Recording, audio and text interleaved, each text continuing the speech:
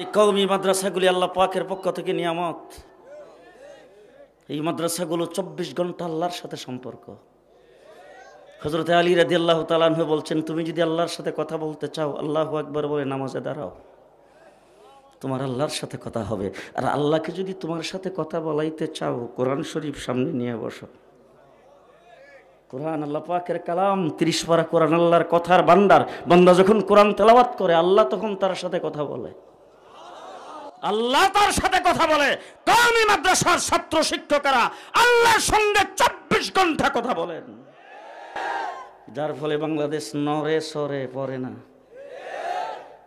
5 point ভূমিকম্প হয়েছে, 5 point. Internet খুলে দেখেন, রাস্তাঘাট বিল্ডিং ভেঙ্গে চুরমার। আর গত কয়েক বছর আগে শেষ রাত্রে আমার বাংলাদেশে ভূমিকম্প হয়েছে 7.6। ঢাকা শহরের একটা দেওয়াল ফাটা দেয় নাই, একটা ইট খসে পড়ে নাই। মোকাবেলা করেছেন? এটা মোকাবেলার কারণে হয় নাই, অসংখ্য মসজিদ মাদ্রাসার কারণে হয়েছে, তালিবে ইলমের কারণে হয়েছে, হেফজখানার ছাত্রদের তেলাওয়াতের কারণে হয়েছে। তারপরেও মৌলবীরে কি দিল? হায় হায়, 24 ঘন্টা 24 ঘন্টা মেহনত, রাত্র দিন উস্তাদ ছাত্রদের পেছনে মেহনত করে। যে যত শিক্ষা প্রতিষ্ঠান আছে সবগুলোকে পার্ট টাইম শিক্ষা দিয়ে ক্লাস শেষ হয়ে ছেড়ে দেওয়ার পরে সিনেমা হলে গেল, ফেসবুক দেখলো, টেলিভিশনের সামনে থাকলো, কোথায় গেল কি করলো কোনো খবর নাই। আর আমার ছাত্ররা বন্ধে বাড়িতে গেল, তাদেরকে আলাদা রুটিন দিয়ে দেওয়া হয়, এই কাজগুলি করবা। এরপর আবার অভিভাবকদের কাছ থেকে খবর নেওয়া হয় নামাজ 5 ওয়াক্ত ঠিক মতন তাকবীরুল্লাহর সাথে পড়ছে কিনা। মানুষ গড়ার কারখানা কওমি মাদ্রাসা।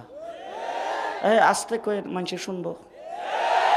মানুষ গড়ার কারখানা কওমি মাদ্রাসা, মানুষ গড়ার কারিগর এই দেশের কওমি দেওবন্দি উলামায়ে কেরাম। মানুষ গড়ার কারিগর আমরা। মানুষকে মানুষ বানাই, মানুষকে মানুষ বানাই। হ্যাঁ, জেলখানায় থাইকা দেখলাম হরি বাবা, চোর যদি অ্যারেস্ট হইয়া জেলখানায় যাইয়া 3 চিল্লা লাগায়, 3 চিল্লা পর্যন্ত 4 মাস, 4 মাস থাকি আইলে হে ডাকাইত। ডাকাত জেলে যায় 4 মাস থাকি আইলে হে ডাকাইতের সর্দার। আর যদি ডাকাইতের সর্দার জেলখানায় যায় 4 মাস থাকি আইয়ে দিয়া বাড়ির শাসটলে বসে একজন আর জন্য কয় সাবধান বাইরেছে, কিন্তু হে সন্ত্রাসের গডফাদার। আনেন আমার কাছে, আনেন চোর ডাকাত গুন্ডা বদমাশ, আমি শেখ আহমদ সাহেবের মুরিদ করে দেব, কাফায়েতুল্লাহ আজহারীর মুরিদ করে দেব, অথবা কাকরাইল মসজিদে নিয়ে গাট্টি দিয়ে 4 মাসের জন্য চালান করে দেব। 4 মাস পরে আইসা দিয়াবাড়ির রাস্তা দিয়ে হাঁটলে মনে হবে হাটহাজারীর শাইখুল হাদিস।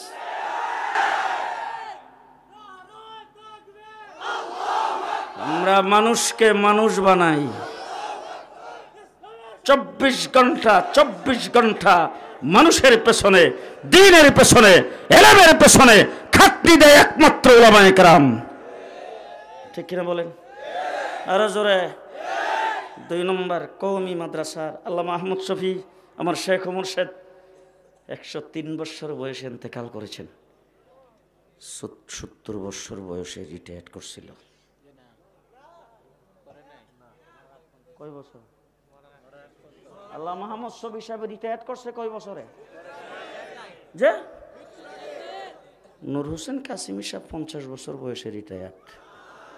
হ্যাঁ, হাফিজ হুজুর তো রিটায়ার করে মারা গেছে। জি জি, আরে রিটায়ার নাই, মৃত্যুর আগ পর্যন্ত, শেষ নিঃশ্বাস পর্যন্ত ইলমের খেদমত করে, মাদ্রাসার খেদমত করে, ছাত্রদের পেছনে মেহনত করে। কোন প্রতিষ্ঠান আসমানের নিচে যদি থাকে সেটা কওমি দেওবন্দি মাদ্রাসা। মৃত্যুর আগ পর্যন্ত মেহনত। হযরত মাওলানা আব্দুল্লাহ দরখাস্তি রহমতুল্লাহি আলাইহি হাসপাতালে শোয়া, হঠাৎ করে কথাবার্তা বলেন না, জবান বন্ধ, আত্মীয় স্বজন সব পেরেশান। ডাক্তার আসছে, আইসা পরীক্ষা নিরীক্ষা করিয়া বুকের মধ্যে, হাতের পায়ের মধ্যে, শরীরের মধ্যে যন্ত্রপাতি লাগাইয়া এক ডাক্তার বলতেছে বার্ধক্যের কারণে ব্রেন একটু শর্ট হয়ে গেছে। উনি চোখ খুলছে, খুলে ডাক্তার সাহেব নে ক্যা কাহা ক্যা কাহা ক্যা কাহা। ডাক্তার সাহেব কি বলছেন কি বলছেন? কেউ কোনো উত্তর দেয় না। ডাক্তার সাহেব এ কথা বলেন নাই যে বার্ধক্যের কারণে দেমাগে একটু ব্রেনের মধ্যে শর্ট হয়ে গেছে? ডাক্তার সাহেবকে ডাক দিয়ে নিয়ে আসো, ইসলামের কোরআনে কারিমের তফসিরের যে কোনো জায়গা থেকে, হাদিস শাস্ত্রের যে কোনো হাদিস থেকে, ফিকহ শাস্ত্রের যে কোনো মাসলাক থেকে আমাকে জিজ্ঞেস করতে বলো, আমি যদি জবাব না দিতে পারি আমাকে গুলি করে দিতে বলবা। মৃত্যুর আগ পর্যন্ত এলেমের খেদমত। আল্লাহ মাহমুদ শফি রহমতুল্লাহি আলাই নাকের মধ্যে নয় লাগানো, অসুস্থ, এইভাবে পরে আছে। গেলাম, যাওয়ার পরে যাই খালি কানের কাছে বলছি জুনায়েদ আল হাবিব, এইভাবে দইরা। এরপরে নওয়াফেল চাইরো না। এরপরে আজকাল নওয়াফেলের বড় অভাব, খাওয়াজদের মধ্যে ওই অভাব, নওয়াফেল চাইরো না। মৃত্যুর আগ পর্যন্ত মাদ্রাসায় খেদমত করে কওমি মাদ্রাসার উলামা একরাম।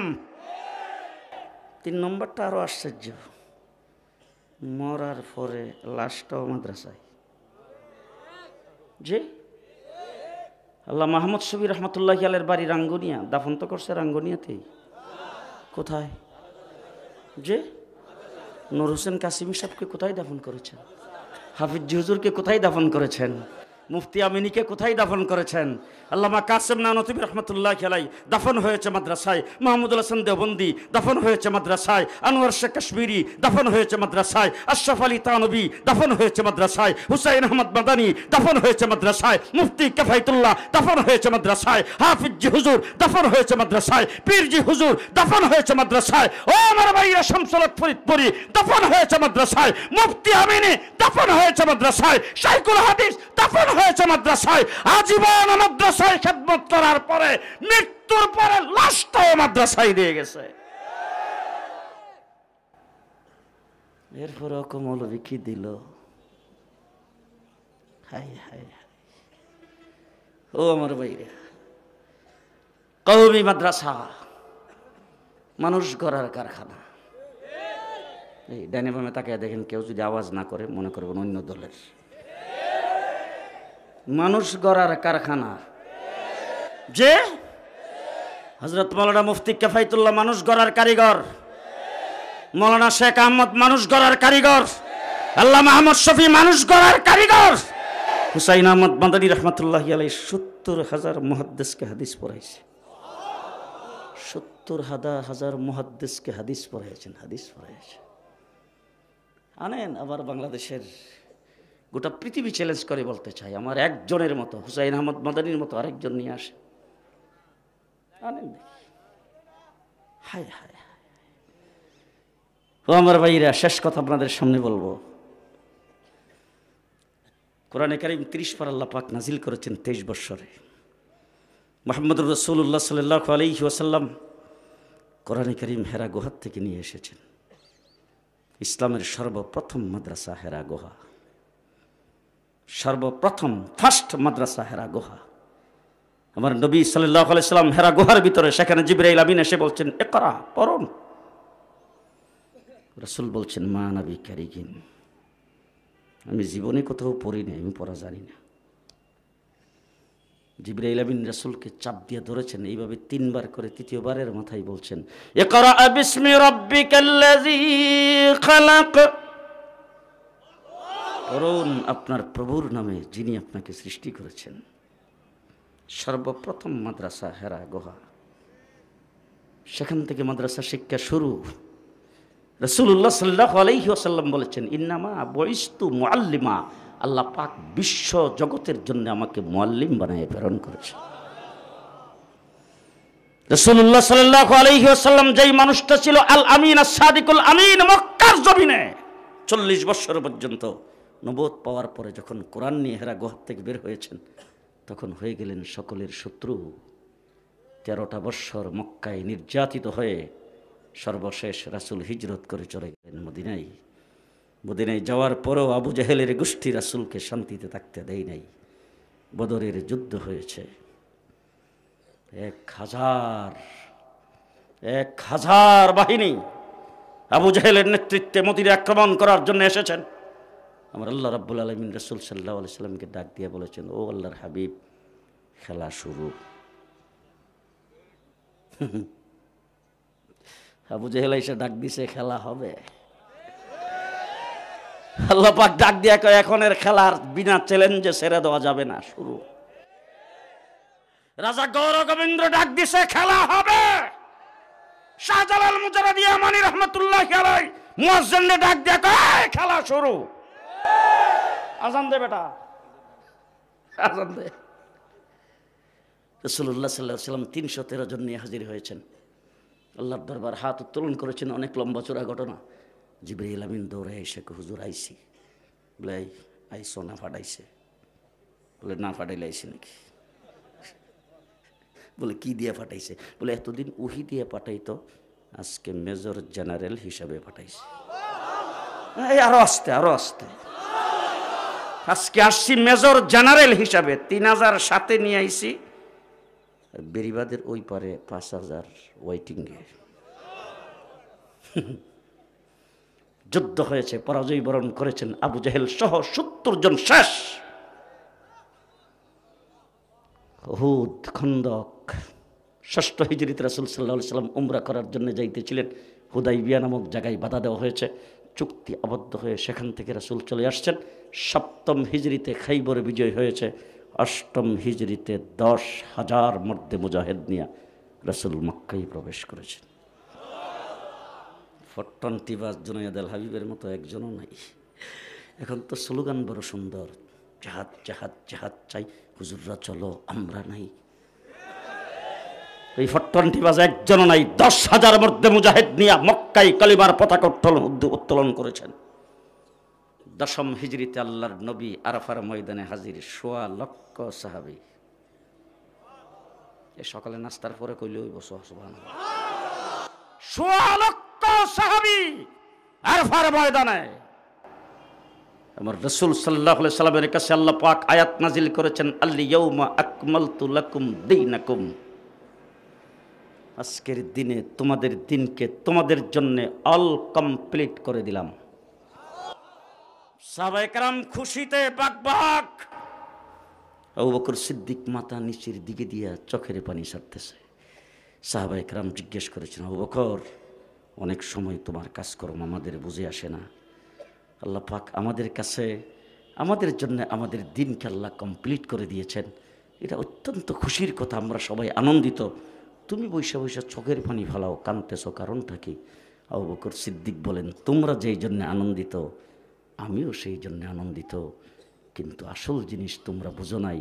এই দিন কমপ্লিট করার জন্যেই আল্লাহর হাবিবকে আল্লাহ পাক দুনিয়াতে প্রেরণ করেছেন। Mission complete. তার দ্বারা বোঝা গেল হাবিব আর দুনিয়াতে বেশি দিন থাকবেন না। দিন কমপ্লিট, আগাগোড়া কমপ্লিট। কোন পরিবর্তন যে আগে আমরা যখন মাদ্রাসায় পড়ি তখন ওই টয়লেট ছিল, বাথরুম তো নামও শুনছি না। টয়লেটও যারা একটু শুদ্ধ ভাষা তারা কইতো, আর নাইলে যারা খাস বাংলা টাট্টি। তো ওই বদনা হাতে লইয়া যাইতেই তো মনে করেন যে অন্তত ½ কিলো হাইটা, এরপরে দুর্গন্ধ। তো ওইটার মধ্যে যাওয়ার সময় বাম পাও দিয়া ঢোকা। এখন যেহেতু দামি টাইলস লাগানো বাথরুম, এই বাম পাওয়ের যাওয়াটা পরিবর্তন হয়ে এখন 2 পাও একসাথে দিয়া ঢোকা।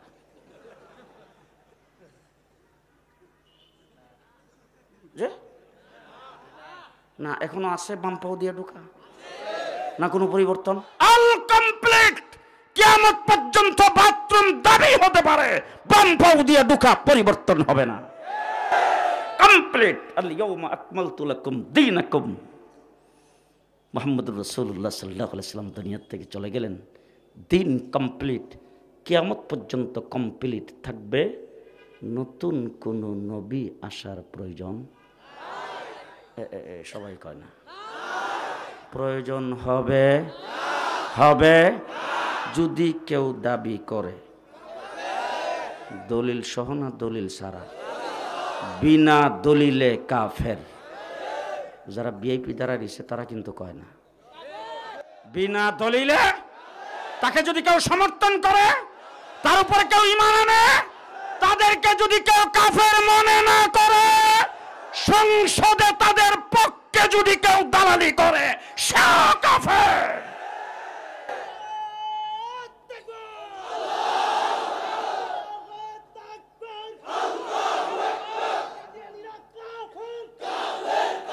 হ্যাঁ মুসলমান, কথা যেহেতু আইসে গেছে এই জন্য একটা কথা মনে হয়েছিল, কয়ে ফেলতাম। হ্যাঁ, যত নবী আল্লাহ দুনিয়াতে পাঠাইছে সমস্ত নবীর নাম মুফরাদ,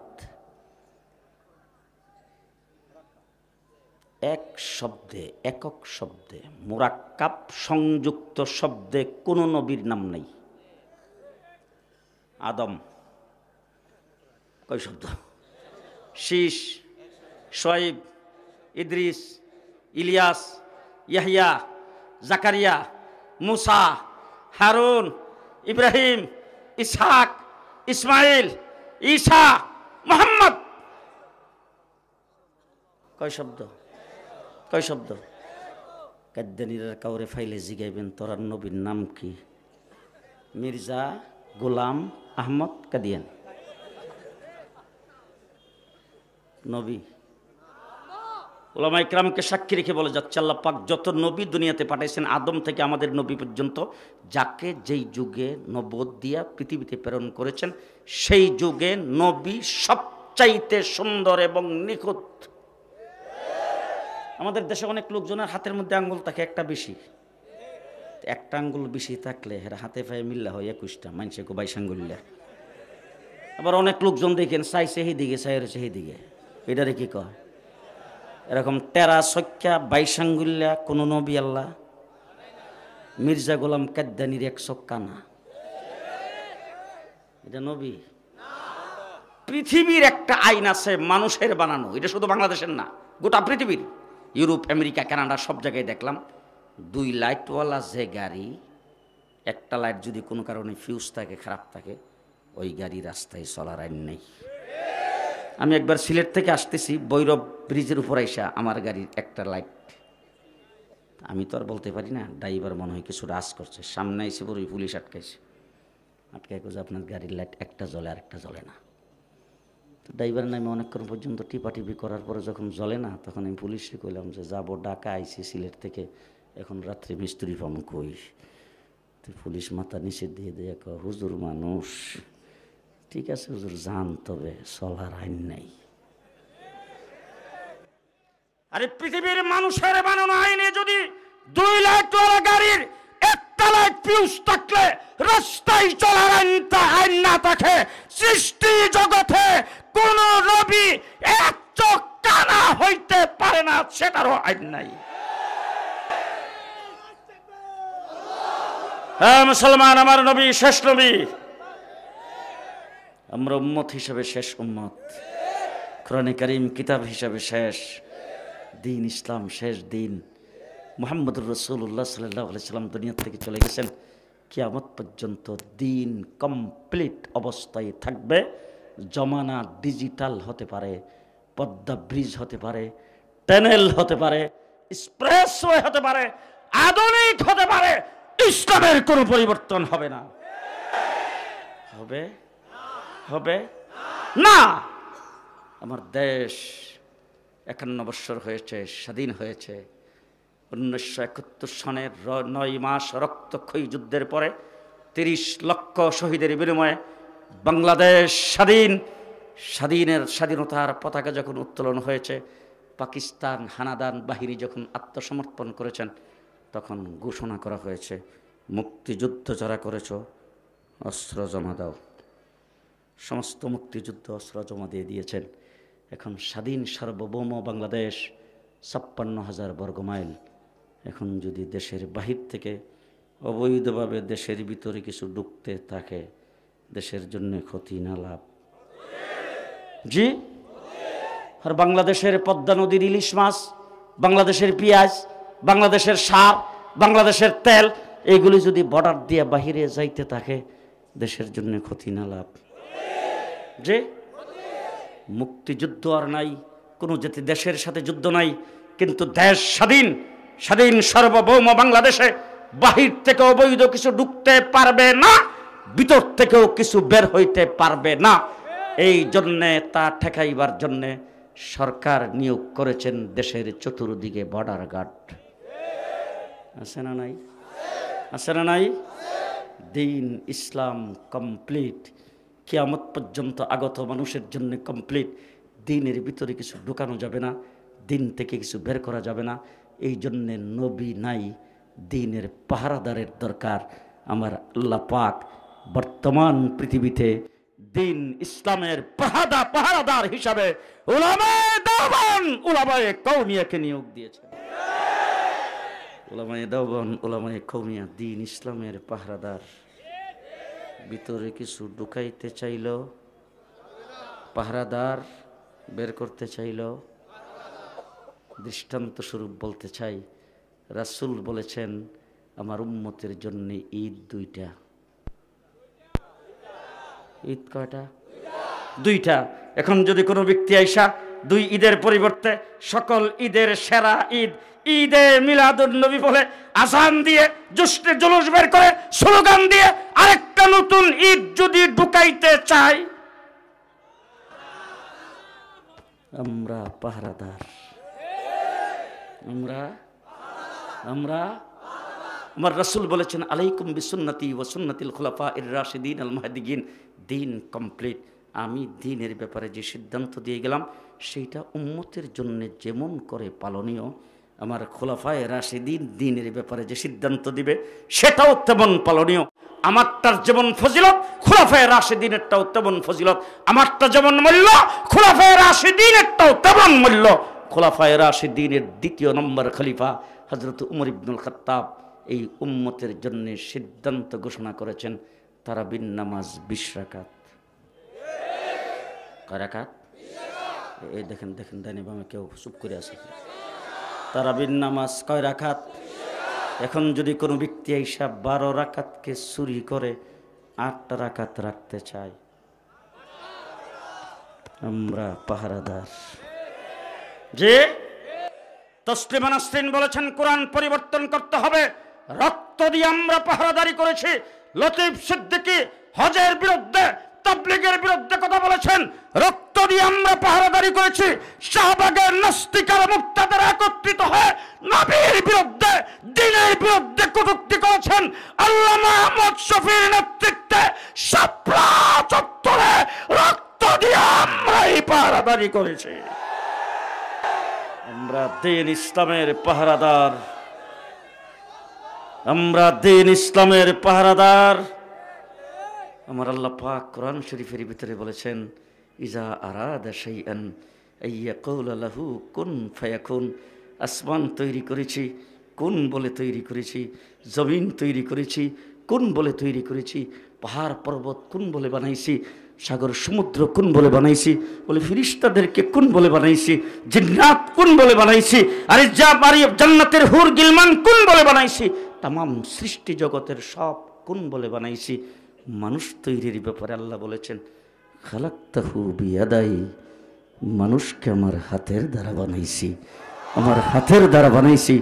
হযরত আদম আলাইহিস সালামকে বানিয়েছেন, ফিরিস্তাদের সামনে আল্লাহ পাক পরীক্ষা নিয়েছেন। আদম আলাইহিস সালাম উত্তীর্ণ হয়েছে, ফিরিস্তাদের দিয়ে সেজদা করেছেন, আদমকে জান্নাতে বসবাস করতে দিয়েছেন। একা একা থাকতে ভালো লাগে না, আল্লাহ পাক হাওয়া আলাইহিস সালামকে সৃষ্টি করে সেখানে আল্লাহ পাক জোড়া তৈরি করেছেন। আদমকে পৃথিবীতে আল্লাহ পাক প্রেরণ করেছেন, কোরআন শরীফে বিস্তারিত বর্ণনা করেছেন। এখন যদি কোনো ব্যক্তি এসে বিবর্তনবাদ আর বানর থেকে মানুষ তৈরি হয়েছে এইগুলি আমাদের সিলেবাসে পড়ায়া দেশের মানুষকে যদি নাস্তিক আর মুরতাদ বানাইতে চায়, পরিষ্কার ভাষায় বলতে চায় আমরা পাহারাদার, আমরা পাহারাদার।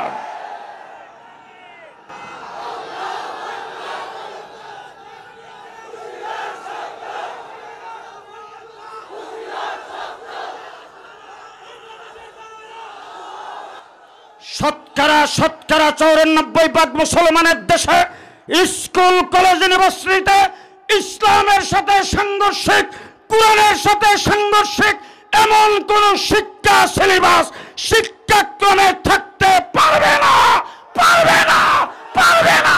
কে কে রাজি আছেন হাত তুলে দেখান। নাসরুম মিনাল্লাহ ফাতহুন করিব আবাশশিরিল মুমিনিন। আসসালামু আলাইকুম ওয়া রাহমাতুল্লাহি ওয়া বারাকাতুহু। শুনেন আমার বন্ধুগণ, আমি নালায়েক মানুষ।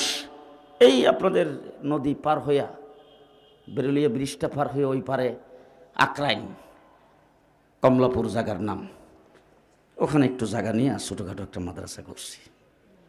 আগামী শুক্রবার দিন ওখানে একটা মাহফিল, হযরত মাওলানা সাজদুর রহমান সাহেব সহ বাংলাদেশের কিছু আলেম উলামা ইকরামকে দাওয়াত করা হয়েছে। আপনারা কেউ যাবেন না তো? হ্যাঁ,